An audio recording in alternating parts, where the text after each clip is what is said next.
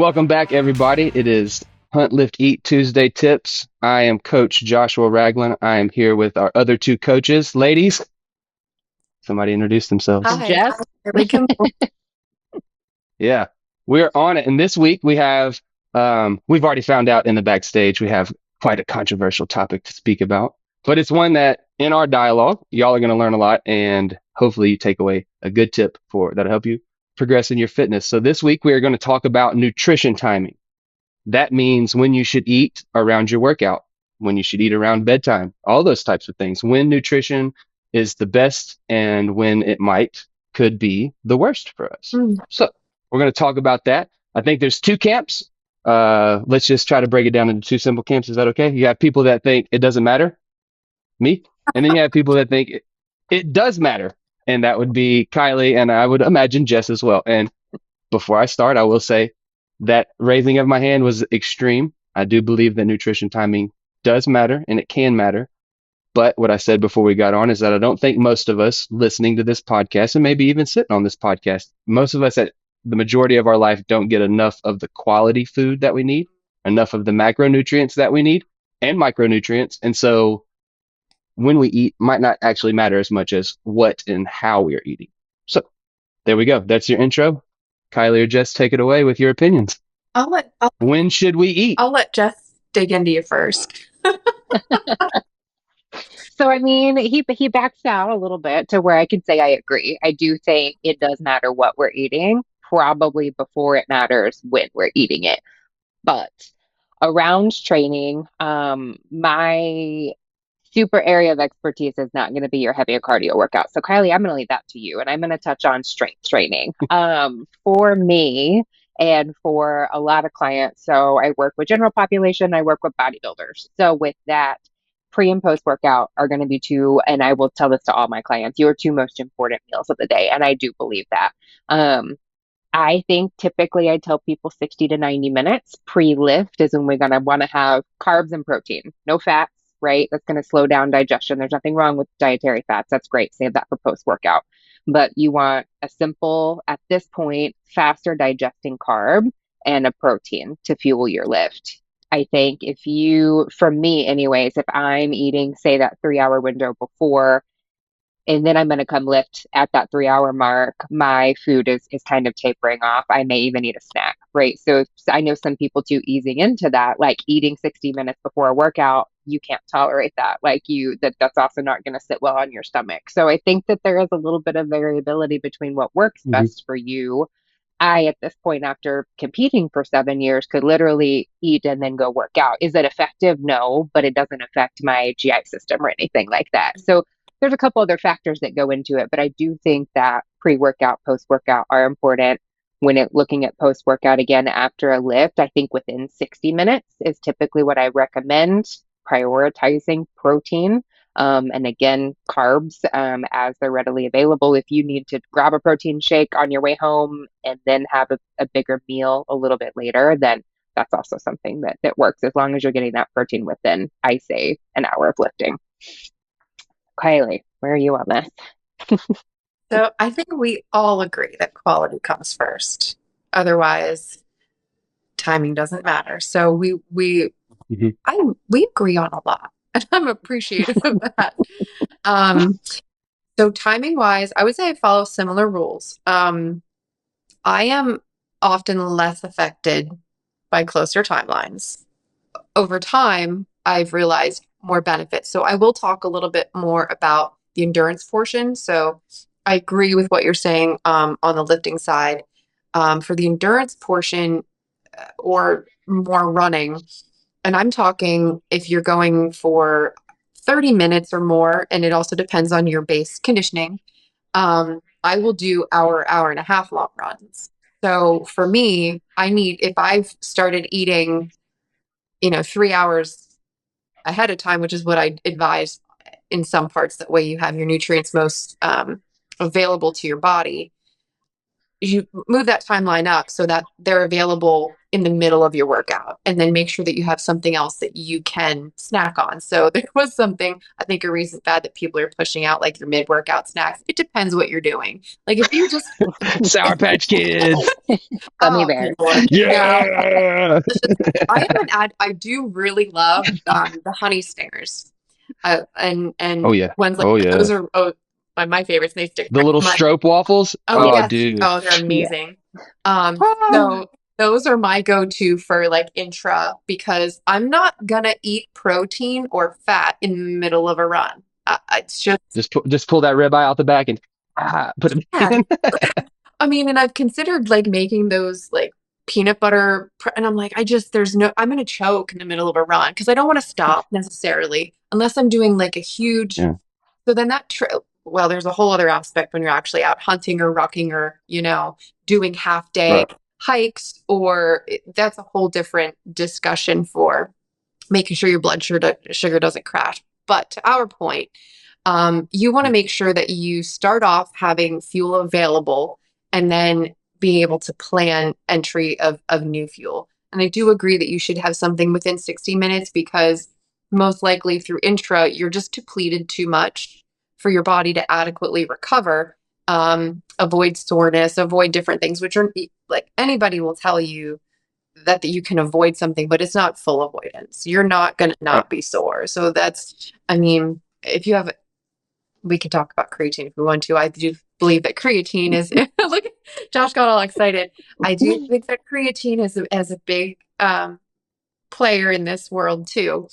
For me, Hmm. however, I think this is a really long way around to say I mostly agree with you, Jess, but endurance has a little bit of tweaking in order for you to perform over a longer amount of time. I'm just gonna make my plug for creatine. My nana, who is 80 something, I'll my wife and me, and as soon as my son turns 5, we will all be taking creatine. And the first thing in the morning, it's great. It makes me think better. It makes me look better. It's all a process. Love it.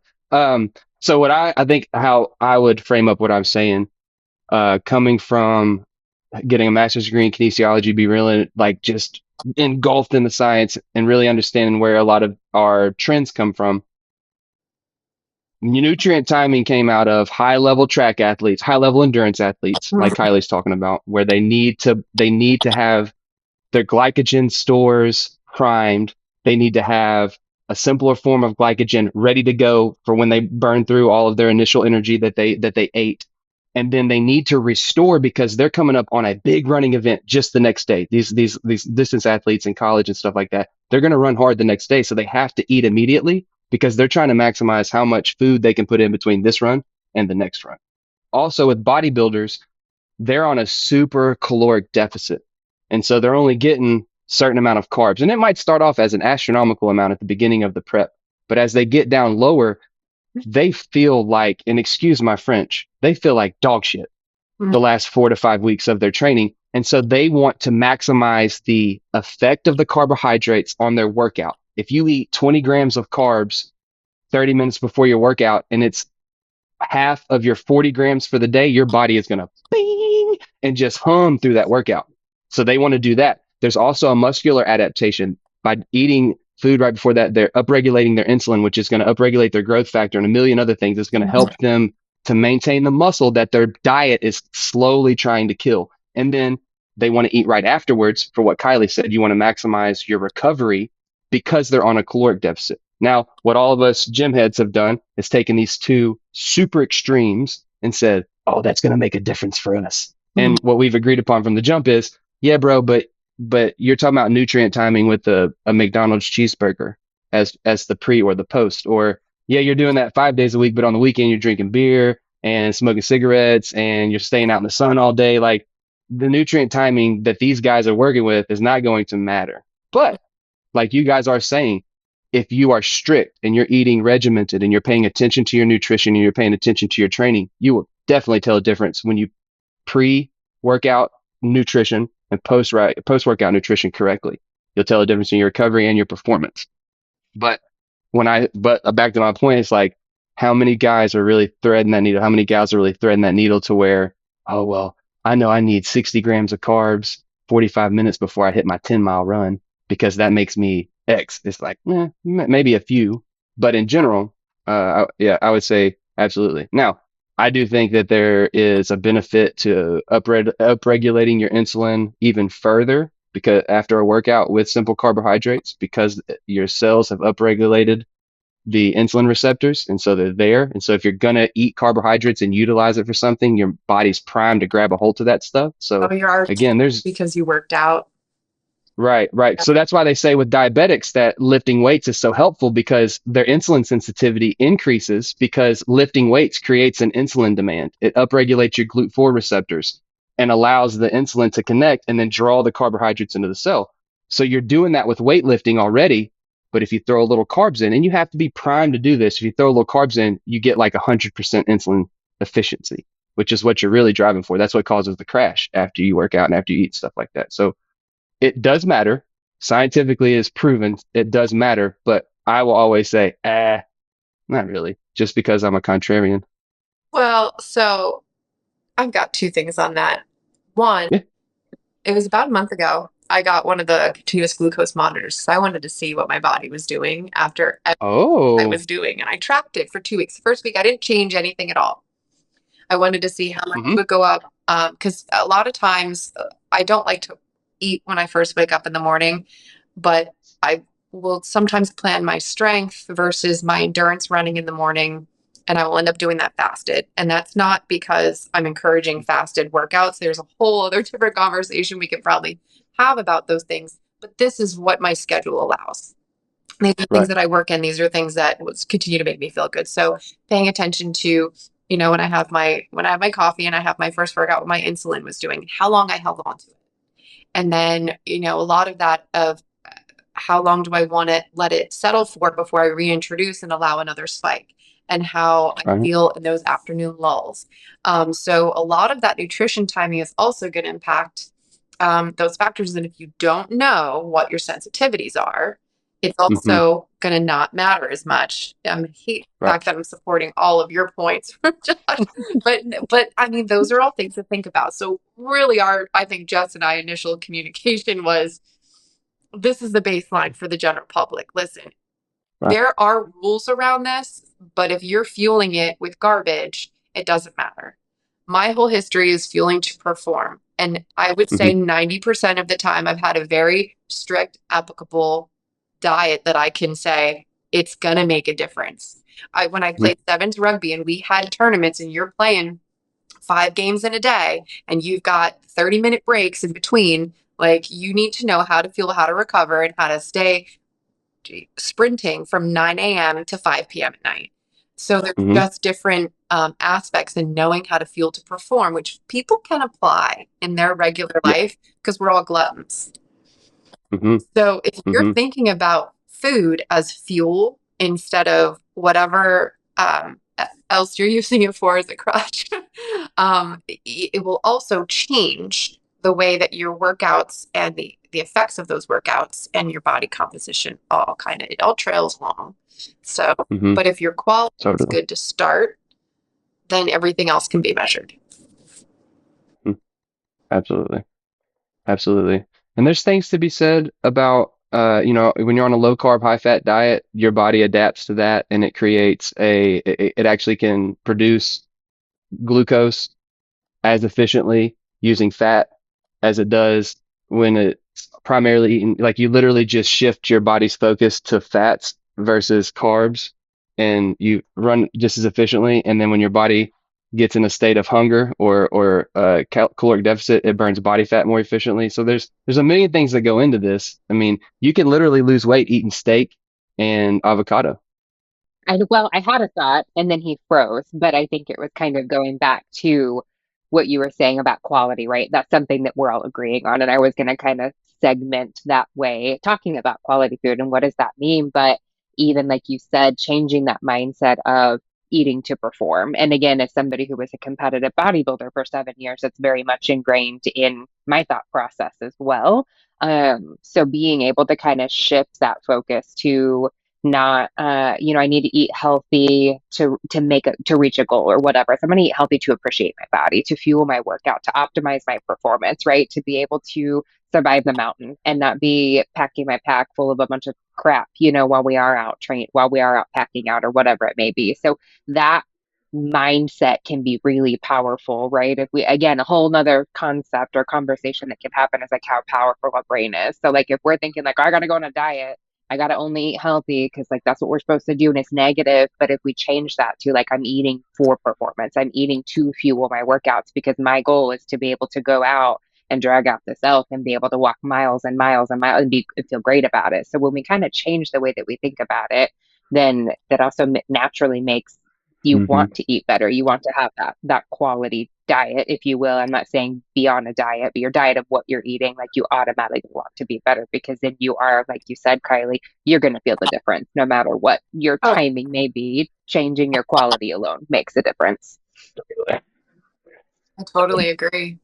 Yeah. Um, and it's also, you might want to change it so that you can outlive your parents. You might have uh, there's I could go such down a rabbit hole, but I'm just going to invite Josh back because he froze for a little bit Yeah. in the middle of this. Yeah. I don't know what I was saying. I think the last thing I was going to say is you can lose weight and get in better shape and just eat avocados and steak. Like it's Oh, not the makeup of your diet is important and it needs to be consistent. Then nutrient timing really are matters. you a And carnivore? like, Carnivore guy? so my wife, we struggle with infertility and we've tried a lot of different things really consistently and we haven't noticed any change in the inflammation in her body. And so we put her on carnivore and she hasn't lost any weight, but there is a drastic difference in the way that her body looks, the way her brain functions. It just, yeah, it's a big difference. And we're just doing it for a while. We've introduced back in like peppers and some root vegetables and things like that just to see how she's. We know for sure dairy is a no-no. We ate some cheese dip the other day and she like a balloon and she's like, I don't feel good. So stuff like that. I mean, you know, Jessica set you up with a diet and she could get you on, this much simple carbs with this much protein pre-workout and then post-workout. And you're like, all right, bet I'm gonna eat a banana and you find out that banana gives you gastrointestinal distress while you're working out and it actually makes you bloat and feel like crap. And so what do? Drink juice or don't do that. So, I mean, it's like everybody's saying, everybody's body's different. And yeah, eating, I was going to say this. Y'all were talking about like better food choices. We're French fry fiends at this house. We love French fries. But French fries, if you buy them from somewhere else, they're bad for you. They are, just period. So what we figured out to do is how to take like normal potatoes and cut them and make them into valuable French fries. Not French fries that taste good necessarily. We figured out how to do that, but we want French fry type food that's going to fuel our goals and keep our son healthy. So we decide, hey, we're going to eat natural French fries or we're going to cut them ourselves. That's just kind of a decision we make, things like that. Yeah. So, I guess our tip Mhm. for the day, as we've gone, really tried to stay out of all the rabbit holes, but hit them at the same time. Yeah. Because I really want to go down through the backcountry packing nutrition rabbit hole sometime, not Hmm. today, Hmm. because I'm exception to the rule there, given there's very few options that last many days and don't get you eaten by bears. Yes. So, That's what which my is wife what, was like. She's like, babe, if I stay on this carnivore diet, what am I going to do when we go backpack hunting? I was like, I thought about reintroducing all that shitty food to her body. I'm like, yep, oh, we're going to have to practice for like a month and a half. yep. And so we should talk about that sometime because I've Sure. had to do that before. Oh, let's talk And about it. I backpack something completely different than what I eat on the reg. Yeah. However, our tip would be for nutrition timing is you do need fuel. If your quality of fuel is appropriate and in place, then your timing of your fuel will impact your performance, your body composition, and your overall health. Yes. Is that a good summary? Did we land in Yeah. a common place? Yes. I will even I add, think and so. I will give Jess and Kylie ground. You should eat protein and carbs before and after your workout, pretty close in time frame. You Yeah. should. I love I Fats love are a that. longer sustainer. I feel like the only other thing I would add is finding what works for you. Like there are some, like we're talking about quality, we're talking about timing. But to Josh's point, if you were hell bent on eating chicken and rice as pre-workout because you're a bodybuilder and like your body is telling you don't do it, find what works for you. And I think with nutrition, this is where a lot of people get frustrated. And then this is where we get back on our McDonald's cheeseburger or our donut post-workout because those things may not inflame us the way that healthy food does, but it's find what works for you Yep. at that high quality. Yep. That's a great plug. Well, thank you guys. Tuesday tip is Quality. quality. I was mixing Quality. it up. Quality over quantity. Thanks for joining us. We appreciate listening in. Take it easy, everybody.